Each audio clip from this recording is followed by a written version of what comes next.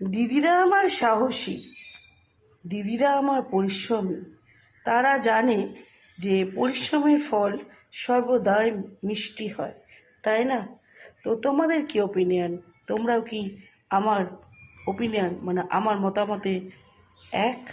তো আমি যেটা বলছি তোমাদেরও কি সেই তাই মনে হচ্ছে? তো দেখো, আজ কি বানিয়ে ফেললাম। বুদ্ধি থাকলে উপায় হয়। অ্যাকচুয়ালি কি বলো তো, রোজ কি বানাবো এক সমস্যা।